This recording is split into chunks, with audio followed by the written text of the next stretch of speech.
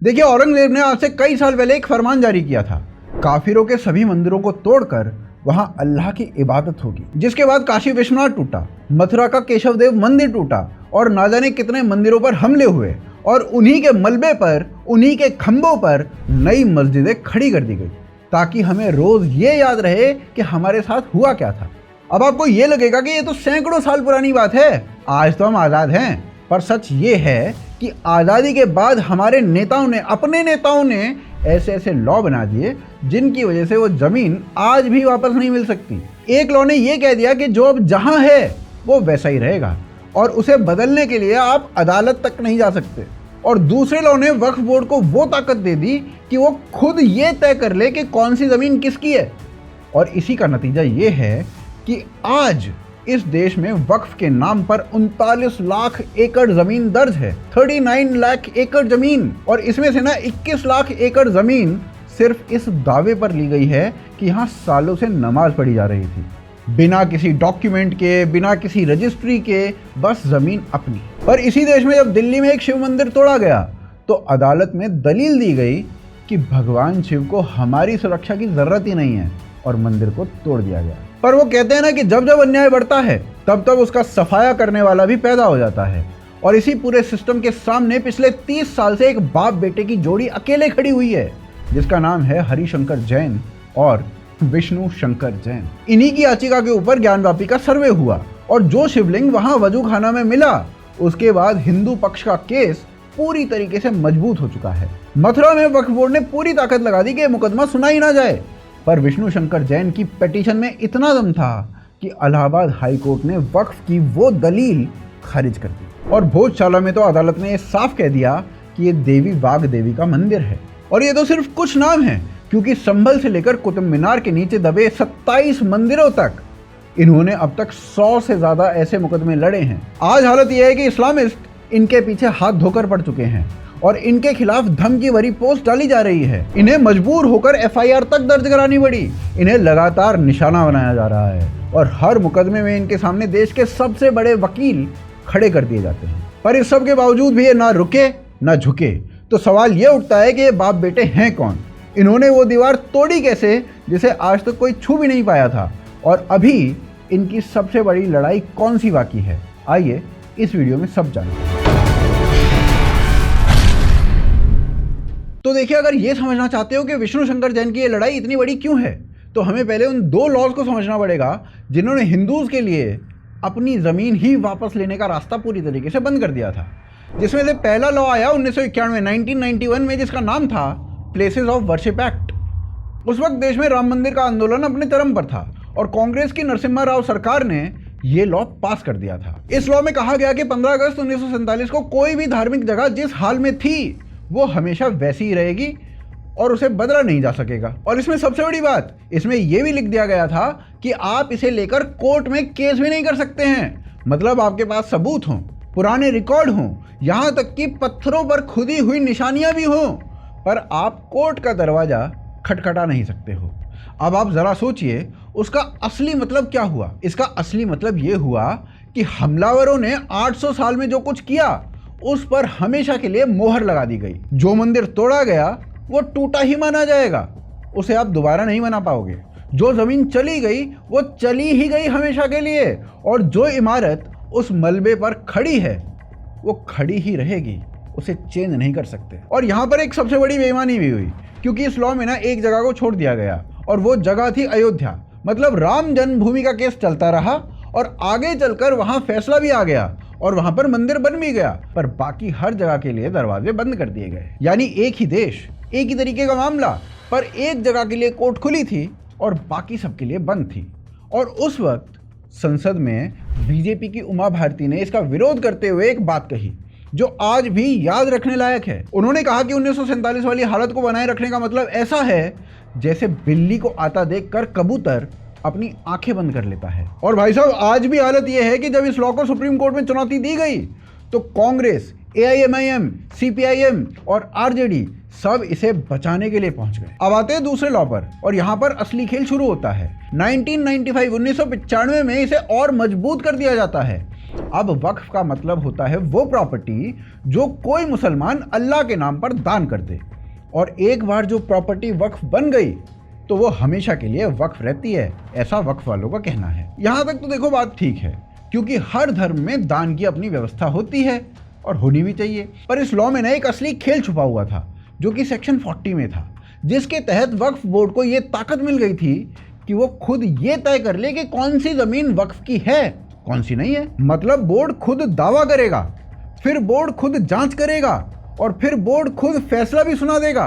और अगर आपकी जमीन पर दावा हो गया तो आप सीधे कोर्ट भी नहीं जा सकते हो, क्योंकि कोर्ट से पहले आपको वक्फ ट्रिब्यूनल में जाना पड़ता था और उसका फैसला लगभग आखिरी माना जाता था। अब इसमें ना एक और चीज है जो और ज्यादा खतरनाक है, और उसका नाम है वक्फ बाय यूजर।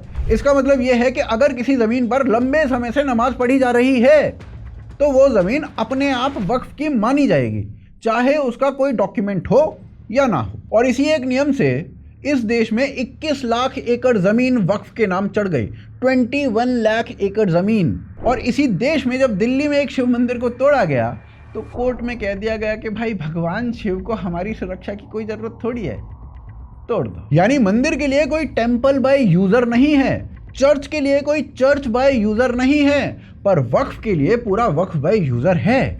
और इसका असर जमीन पर क्या हुआ वो दिखाता हूं। तमिलनाडु के एक गांव में 2022 में राजगोपाल नाम का एक किसान था। उसे अपनी 1 एकड़ जमीन बेचने की जरूरत पड़ गई, क्योंकि उसे अपने बेटी की शादी करनी थी। और जब राजगोपाल रजिस्ट्री वाले दफ्तर में जाता है तो दफ्तर वाले कहते हैं कि पहले चेन्नई के वक्फ बोर्ड से एनओसी लेकर आओ, तब जाके बेच पाओगे। फिर गांव वालों ने थोड़ी सी पड़ताल की इस मुद्दे के बाद, तो पता चला कि वक्फ बोर्ड ने उस पूरे गांव की सैकड़ों एकड़ जमीन पर अपना दावा कर रखा है। और इस दावे में ना 1500 साल पुराना, यानी इस्लाम से भी पुराना चंद्रशेखर स्वामी का मंदिर भी शामिल था। बाद में कलेक्टर ने दखल देकर मामले को सुलझाया, पर तब तक पूरा देश हिल चुका था। और देखो ये अकेला मामला नहीं है, इरोड जिले में वक्फ बोर्ड ने उस पूरे गांव पर अपना दावा ठोक दिया जहां 40 साल से अनुसूचित जाति के परिवार रह रहे थे। आरकोट में 57 एकड़ जमीन पर दावा हुआ और एक आदमी कलेक्टर के दफ्तर के बाहर आत्मदाह करने पहुंच गया।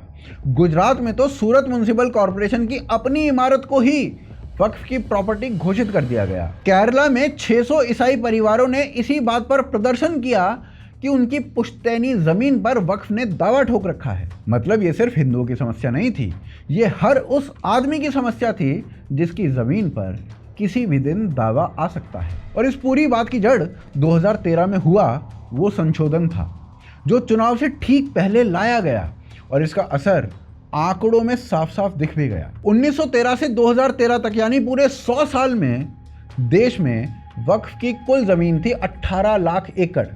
2013 से 2025 के बीच यानी सिर्फ 12 सालों के अंदर अंदर इसमें 21 लाख एकड़ और जुड़ गई, जिससे ये आंकड़ा 39 लाख एकड़ पर पहुंच गया। 100 साल में जितनी जमीन आई उससे ज़्यादा सिर्फ 12 साल में आ गई। और आज भाई साहब हालत यह है कि वक्फ बोर्ड इस देश में सबसे ज़्यादा ज़मीन रखने वालों में से एक है, जिसके ऊपर सिर्फ सेना और रेलवे हैं। इसके अलावा 132 पुरानी इमारतों को भी बिना ठीक से डॉक्यूमेंट देखे वक्फ की प्रॉपर्टी घोषित कर दिया गया है। तो एक तरफ ये पूरा ढांचा खड़ा था जिसके पास लॉ भी था, ट्रिब्यूनल भी था और हर पार्टी का सपोर्ट भी था, और दूसरी तरफ आम आदमी था जिसके पास अपनी ज़मीन के डॉक्यूमेंट तो थे पर लड़ने का कोई रास्ता नहीं था। और इसी माहौल में एक ऐसा वकील खड़ा होता है जिसने इस पूरे ढांचे को चुनौती दे दी। तो इस पूरे सिस्टम के सामने जो आदमी खड़ा हुआ उसकी कहानी लखनऊ से शुरू होती है।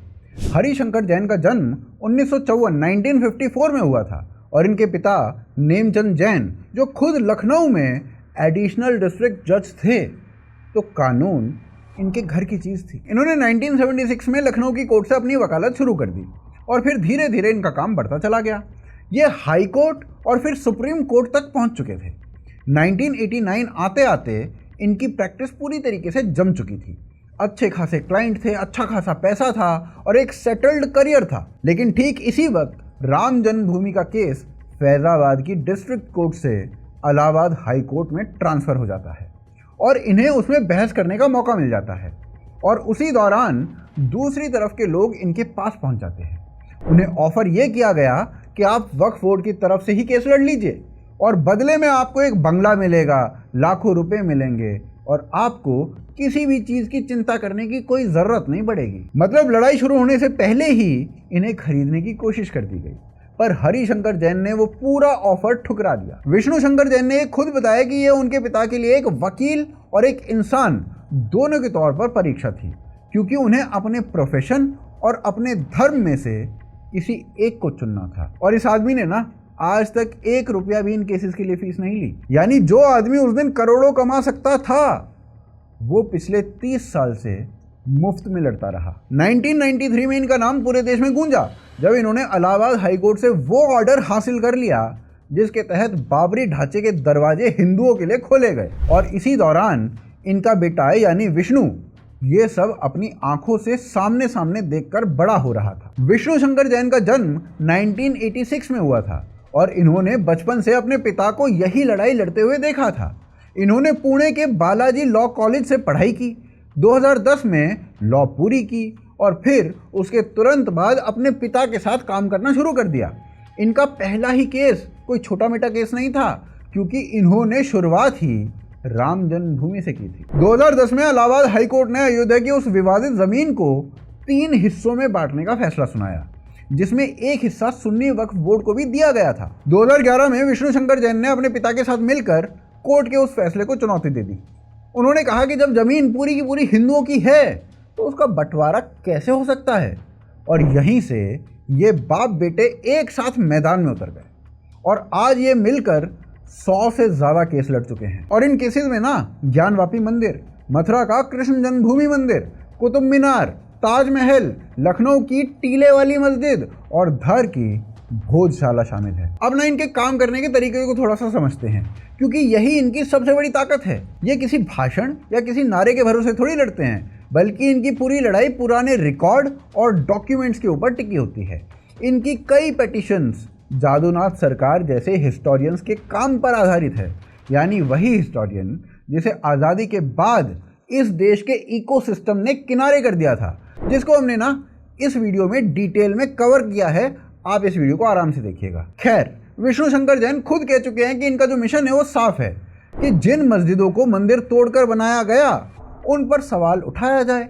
और इनके मुताबिक देश भर में ऐसी 50 से ज़्यादा जगहें हैं। पर देखिए, ये सब इतना आसान तो था नहीं, क्योंकि इन्हें कोर्ट में जो लोग टक्कर देते थे वो देश के सबसे बड़े और सबसे महंगे वकीलों में से एक होते थे, जिनके पास पूरी टीम होती थी और बेहिसाब पैसा भी होता था। फॉर एग्जाम्पल, ज्ञानवापी में इनके सामने हुज़ैफा अहमदी थे, जो देश के सबसे बड़े सीनियर एडवोकेट्स में गिने जाते हैं। और वक्फ एक्ट वाले मामले में तो भाई साहब इनके सामने पूरी की पूरी फौज ही उतार दी गई थी, जिसमें कपिल सिब्बल, अभिषेक मनु सिंघवी, राजीव धवन और सलमान खुर्शीद, इन जैसे बड़े बड़े नाम शामिल थे। पर फिर भी इतने बड़े बड़े नामों को सामने देखकर भी ना ये दोनों रुके ना झुके, और आज इन्हीं के कारण से वक्फ बोर्ड की नींदें उड़ी हुई हैं। इस्लामिस्टों की नींद उड़ने की शुरुआत होती है ज्ञानवापी से।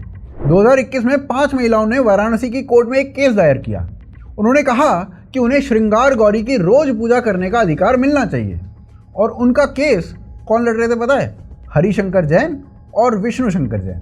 और यहाँ पर इनकी असली समझदारी देखने को मिलती है, क्योंकि अगर ये कह देते कि मस्जिद को हटाओ तो सामने वाले तुरंत प्लेसेस ऑफ वर्शिप एक्ट निकालते और पहले ही दिन केस खत्म हो जाता।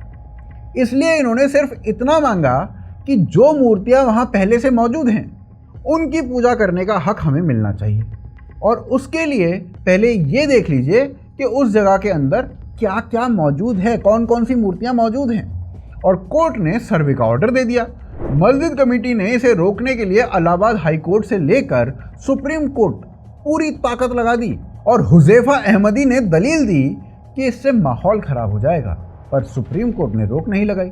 और मई 2022 में जब सर्वे हुआ तो वजू खाना के अंदर एक बहुत बड़ा शिवलिंग मिला। विष्णु शंकर जैन ने उसी वक्त कोर्ट में एक एप्लीकेशन लगा दी कि इस सबूत को तुरंत सुरक्षित किया जाए। और उसी दिन कोर्ट ने उस पूरे इलाके को सील करने का ऑर्डर दे दिया, क्योंकि देखो, अगर वो जगह सील ना होती तो कल को ये कहा जा सकता था कि वहाँ तो कुछ था ही नहीं। दूसरी तरफ मस्जिद कमेटी ने भी कहा कि ये शिवलिंग नहीं है, ये फाउंटेन है, फाउंटेन। फिर इसके बाद इन दोनों ने ना ASI से पूरे परिसर की साइंटिफिक सर्वे की मांग रख दी। और इसे रोकने के लिए फिर पूरी ताकत लगाई गई। पर कोर्ट ने कहा देखो इजाज़त दे दी गई है, अब इसे कोई नहीं रोक सकता। 839 पन्नों की रिपोर्ट में एएसआई ने कहा कि उस मस्जिद से पहले वहाँ पर एक बहुत बड़ा मंदिर था जो हिंदुओं का था, और उस रिपोर्ट में यह भी लिखा गया कि उसी मंदिर के हिस्सों और खंभों को इस्तेमाल करके ये इमारत खड़ी की गई है। रिपोर्ट में एक खंभे का जिक्र है जिस पर घंटियां बनी हैं और चारों तरफ दीपक रखने की जगह है, और उस पर संवत 1669 खुदा हुआ है। और सबसे बड़ी बात ये कि एएसआई के पुराने रिकॉर्ड में एक पत्थर की तस्वीर मौजूद थी जिस पर लिखा था कि ये मस्जिद औरंगज़ेब के 20वें साल में बनी थी, और सर्वे के दौरान जब वही पत्थर मस्जिद के एक कमरे से बरामद हुआ तो उस पर से ना वो लाइन खुरच खुरच कर मिटा दी गई थी। मतलब सबूत मौजूद था और उसे मिटाने की कोशिशें भी की गई थी। और इसी दौरान इलाहाबाद हाई कोर्ट ने मस्जिद कमेटी की वो दलील भी खारिज कर दी कि ये केस सुना ही नहीं जा सकता, और साफ कहा कि किसी जगह का असली रूप क्या है ये कोर्ट ही तय करेगा। और यही बात आगे चलकर मथुरा में भी काम आई, जहां वक्फ बोर्ड की यही दलील खारिज हो गई और कृष्ण जन्मभूमि से जुड़े हुए 18 केसों पर सुनवाई खुल गई। अब आते हैं संभल पर, जो इनकी सबसे खतरनाक लड़ाई साबित हुई। नवंबर 2024 में विष्णु शंकर जैन ने संभल की कोर्ट में एक केस लगा दिया। जो जामा मस्जिद वहां पर खड़ी है वो असल में हरिहर मंदिर था जिसे बाबर ने तोड़कर बनवाया था, और कोर्ट ने उसी दिन एडवोकेट कमीशन बनाकर सर्वे का ऑर्डर दे दिया। पहला दौर तो निकल गया, पर जब दूसरे दौर का सर्वे हुआ तो मस्जिद के बाहर भारी भीड़ जमा हुई थी, पथराव शुरू हो गया था और इतनी बड़ी हिंसा भड़क गई कि 4 लोग मारे गए। मतलब सर्वे सिर्फ देखने के लिए हो रहा था कि अंदर क्या है, और उसे रोकने के लिए जान तक ले ली गई। और उसी दौरान संभल में जब एनक्रोचमेंट हटाने का काम शुरू हुआ तो एक के बाद एक ऐसी ऐसी चीज़ें निकलनी शुरू हो गई जो दशकों से दबी हुई थी। एएसआई की टीम ने वहां पर 19 कुओं और 5 तीर्थ स्थलों का सर्वे किया। कल की विष्णु मंदिर और कृष्णकूप का सर्वे हुआ, और एक पुराने शिव मंदिर के कार्बन डेटिंग के लिए तो सैंपल तक ले लिए गए। और सबसे बड़ी बात ये कि वहाँ एक ऐसा मंदिर मिला जो 46 साल से बंद पड़ा था, यानी 1978 के उन दंगों के बाद से, जिनमें योगी आदित्यनाथ के मुताबिक 184 हिंदू मारे गए थे, उसके बाद से वो बंद था। मतलब उस पूरे इलाके में हिंदुओं को इतना डरा दिया गया था कि लोग अपने ही मंदिरों को छोड़कर चले गए थे, और वो जगह धीरे धीरे मिट्टी में दब गई थी। और ये सिर्फ संभल की कहानी नहीं है, क्योंकि इस देश के ना जाने कितने ऐसे कस्बे हैं जहाँ पर मंदिर और कुएं आज भी दबे पड़े हैं। बस फ़र्क इतना है कि संभल में एक केस दायर हुआ और उसके बाद खुदाई हो गई। फिर इसके बाद इनको सबसे बड़ी जीत मिलती है भोजशाला में, जहाँ मध्य प्रदेश हाई कोर्ट ने साफ कह दिया कि ये देवी वाघ देवी का मंदिर है और ये जगह राजा भोज की है। कोर्ट ने 2003 वाला वो ऑर्डर पूरी तरीके से ख़त्म कर दिया जिसके तहत वहाँ नमाज पढ़ी जाती थी। हिंदुओं को पूजा करने का पूरा अधिकार दे दिया गया, और सरकार से ये भी कह दिया गया कि लंदन के म्यूज़ियम में जो रखी हुई मूर्ति है उसे वापस लाने पर विचार किया जाए। और इनका पूरा तरीका यही रहा है कि इन्होंने कभी ये कहा ही नहीं कि हमें ये इमारत गिरानी है, बल्कि हर बार सिर्फ इतना कहा कि पहले ये तो देख लो कि अंदर क्या है। और जब जब सर्वे हुआ तब तब वो चीज़ें बाहर आई जिन्हें सैकड़ों साल से दबाकर रखा गया था। और जब ये केसेस एक के बाद एक खुलने लगे तो दिसंबर 2024 में सुप्रीम कोर्ट ने पूरे देश की कोर्ट्स को रोक ही दिया कि अब ना कोई केस दर्ज होगा, ना किसी नए सर्वे का ऑर्डर होगा, और जो केसेस चल रहे हैं उनमें भी कोई फैसला नहीं आएगा। और इसे बनाए रखने के लिए Owaisi, Jamiat, all India Muslim personal law board और कांग्रेस सब एक साथ सुप्रीम कोर्ट पहुंच गए। मतलब जिस दरवाजे को इन्होंने 30 साल की मेहनत से खोला था उस पर दोबारा ताला लगवाने के लिए इन्होंने पूरी जमात एकजुट कर ली थी, क्योंकि इनके सामने कोई एक वक्फ बोर्ड नहीं है बल्कि एक पूरा इकोसिस्टम है जिसमें बोर्ड है, जिसमें उनका पर्सनल ट्रिब्यूनल है, जिसमें देश के सबसे महंगे वकील हैं, हर बड़ी पार्टी का साथ है, और वो मीडिया है जो इन्हें दंगा भड़काने वाला बताकर पेश करती है। और इसी इकोसिस्टम ने 39 लाख एकड़ ज़मीन पर कब्जा जमा रखा है, और इसमें से ना 21 लाख एकड़ ज़मीन सिर्फ इस दावे पर ली गई कि वहाँ नमाज पढ़ी जाती थी। और इसके सामने खड़े हैं सिर्फ 2 लोग, एक बाप और दूसरा उसका बेटा, जिन्होंने आज तक 1 रुपया फीस नहीं ली, जिनके खिलाफ धमकी भरी पोस्ट डाली गई और एफआईआर तक दर्ज करानी पड़ी। अब आप सोचिए, अगर सिर्फ 2 वकील इतना कुछ कर सकते हैं कि 46 साल से बंद मंदिर खुल जाएं, एएसआई की रिपोर्ट में मंदिर की बात दर्ज हो जाए और भोजशाला वापस मिल जाए, तो अगर ऐसे 100 वकील खड़े हो जाएं तो क्या होगा। पर दिक्कत यह है कि इस देश में वकीलों की कमी नहीं है, फिर भी 30 साल तक इस काम के लिए कोई सामने क्यों नहीं आया। इसकी एक बड़ी वजह यह है कि हमारी पूरी लीगल एकेडमियाँ लेफ्टिस्ट इकोसिस्टम के कब्जे में रही है, जहां ऐसे केस लेने वालों को कॉम्युनल और दंगाई कहकर उनके करियर को ख़त्म कर दिया जाता है। पर पिछले कुछ सालों में ये बदलना शुरू हुआ है, क्योंकि अब कई नेशनलिस्ट एडवोकेट्स और लॉयर्स सामने आ रहे हैं, चाहे वो अश्वनी उपाध्याय हों, चाहे जेसाई दीपक हों, या फिर राकेश किशोर हों। तो अगर इस देश को अपनी वो जगह सच में वापस चाहिए तो हमें ऐसे 10 और वकील चाहिए, बल्कि 100 वकील और चाहिए। बाकी मुझे आप अपनी राय कमेंट्स में ज़रूर बताइए, मैं उन सबको पढ़ना पसंद करूँगा। और एक ज़रूरी बात ये कि हमने एक नया चैनल शुरू किया है जहाँ एनिमे स्टाइल में डॉक्यूमेंट्रीज लाई जा रही हैं, और इसकी 3री वीडियो आ चुकी है। बाकी अगर आपको ये वीडियो पसंद आया है तो प्लीज़ आप इस वीडियो को लाइक और शेयर करना भूलिएगा नहीं, और इस चैनल को भी सब्सक्राइब कर लीजिएगा। बाकी मैं आपसे अगले एपिसोड में मिलता हूँ, तब तक के लिए स्वस्थ रहें, सुखी रहें, फिर मिलते हैं। जय हिंद, जय भारत।